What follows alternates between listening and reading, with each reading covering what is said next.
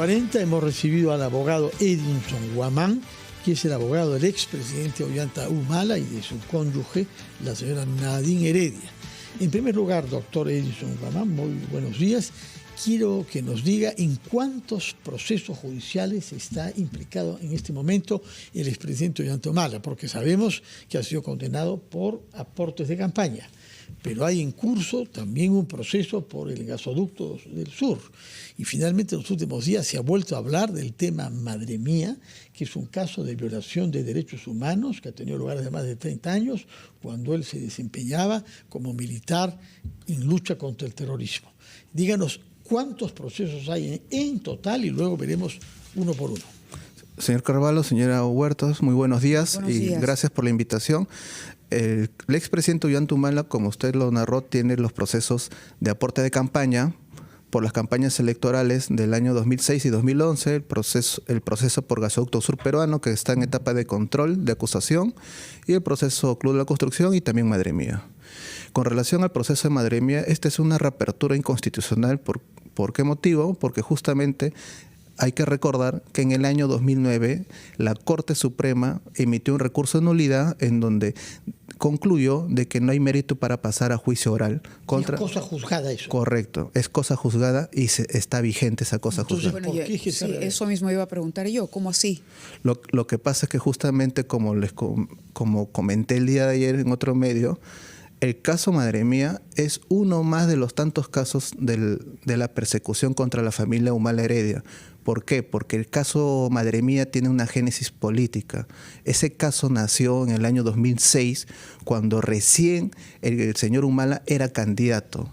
Si no, el señor Humala hubiera sido candidato, no hubiera ni siquiera ganado. Entonces salió este caso. Es más, si nosotros revisamos las actas electorales de la zona de Madre Mía, vamos a poder concluir y ver objetivamente que el señor Humala obtuvo el 70% de la votación en esa zona. Pero no es prueba de nada, porque que la gente vote en un sentido u otro no sabemos por qué es. La pregunta es por qué, si la Corte Suprema había cerrado el caso, se ha vuelto a reabrir. Normalmente es porque hay elementos nuevos. Lo que pasa es que hay el testimonio de un supuesto testigo que dice de que apreció los hechos, pero contra ese dos testigos que hay, existen por lo menos 40, 50 testigos que niegan los hechos. Niegan los hechos en el sentido de que no estuvieron en el lugar. ¿Por qué? Porque no era zona de jurisdicción de la base Madre Mía. Esa zona donde donde nos imputan que nosotros hemos estado, pertenecen a otro batallón. Tampoco. Y el segundo hecho es que el expresidente Humala, en la fecha que nos imputan, ha estado en otro lugar. Estuvo específicamente en la zona de Tingo María. Entonces, esa es tarea de la Fiscalía, determinar que en esa fecha que nos imputan, si nosotros hemos estado en ese lugar. Segundo, si esa zona era jurisdicción nuestra o del otro batallón que es de Tocache.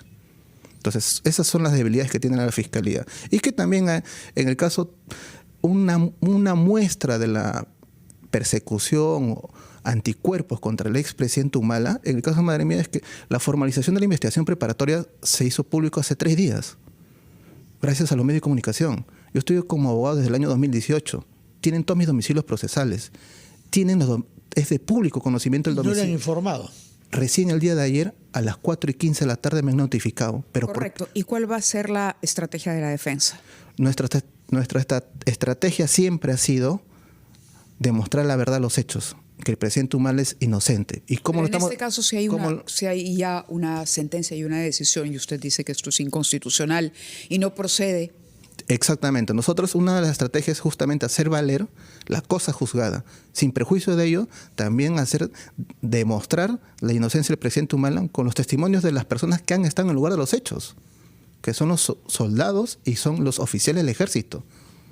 Ese es el punto central. Nosotros no estamos yendo por los lados. Nosotros hacemos una defensa directa, activa, donde vamos a demostrar la inocencia del expresidente Humala.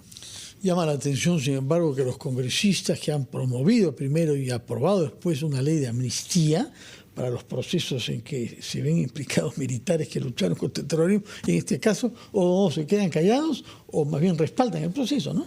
Sí, justamente sobre esa ley nosotros ni siquiera estamos lo hemos alegado, ni lo vamos a alegar. Porque nosotros vamos, como les repito, a demostrar la inocencia del expresidente Humala de manera directa, con pruebas directas. Ahora, vayamos a otro tema que también estaba bajo su, digamos, usted maneja también el tema de la señora Heredia, la situación de la señora Heredia. El día de ayer hemos conocido que se ratifica la nulidad de los documentos entregados por Odebrecht. Correcto, las pruebas, en teoría, que tiene la Fiscalía de Brasil, digamos, la Fiscalía peruana, pero que provienen de Brasil. La tesis fiscal peruana dice que no necesariamente depende la acusación de esas pruebas. ¿Cómo va a impactar, diría usted, esta decisión que hemos conocido ayer? Gracias por esa pregunta. Y quiero que por favor me den un poco más de tiempo para explicar estos temas de la Fiscalía. La Fiscalía... A ver, si necesita más tiempo, permite ir a la vamos pausa? a la pausa. Y después eso tendrá un poquito más de tiempo, pero trate de ser conciso. De todas maneras, 9:46, vamos a... Son las 9:50, estamos conversando con el abogado Edinson Guamán, que asegura la defensa técnica del expresidente Ollanta Humala, condenado por una parte por donaciones de campaña.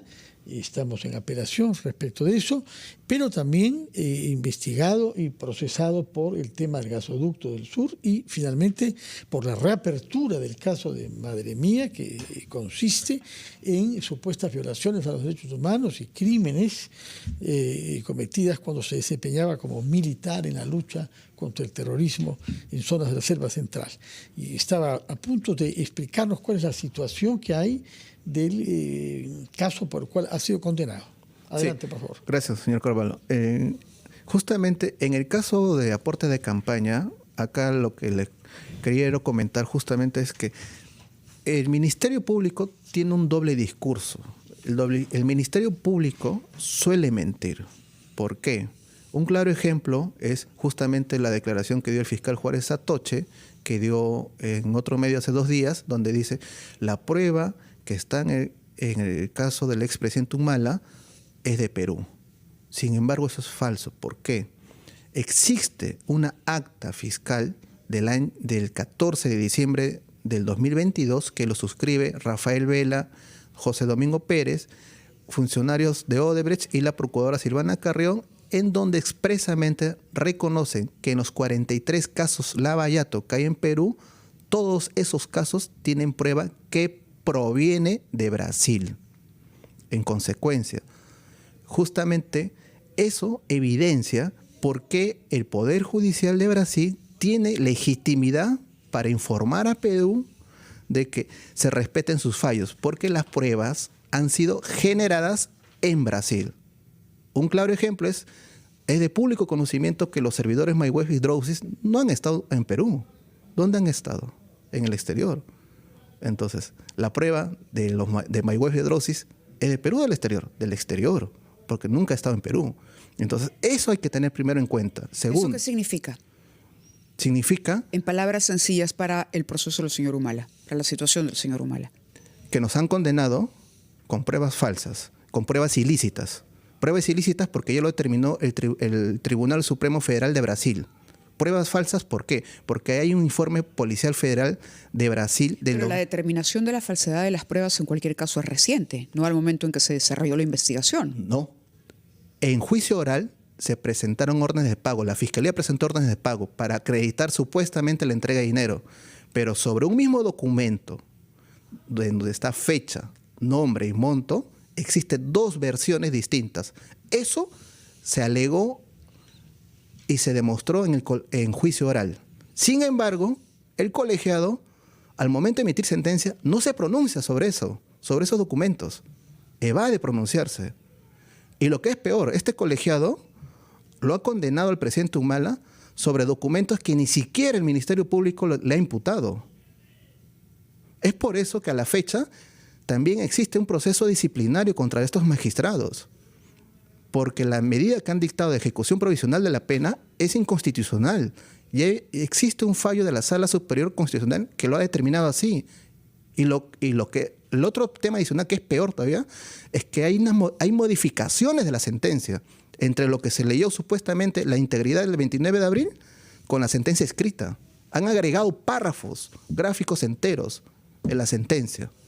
Entonces, eso muestra la clase de magistrados que hemos tenido. Y es más, otro ejemplo de la negligencia es que justamente en el proceso disciplinario que le han abierto a estos magistrados, una magistrada, cuando le piden que haga sus descargos por escrito, el 80% de sus descargos escritos lo ha plagiado, lo ha copiado de su colega. Vaya, las cosas que nos informa, señor abogado. Muchas gracias por su presencia acá, por sus explicaciones. Manténganos informados y lo volveremos a invitar cuando hayan decisiones tomadas sobre este caso en el que necesitamos tener naturalmente objetividad. Muchas gracias, abogado. Gracias. Hasta la Señor próxima Carvalho. vez. Entre tanto,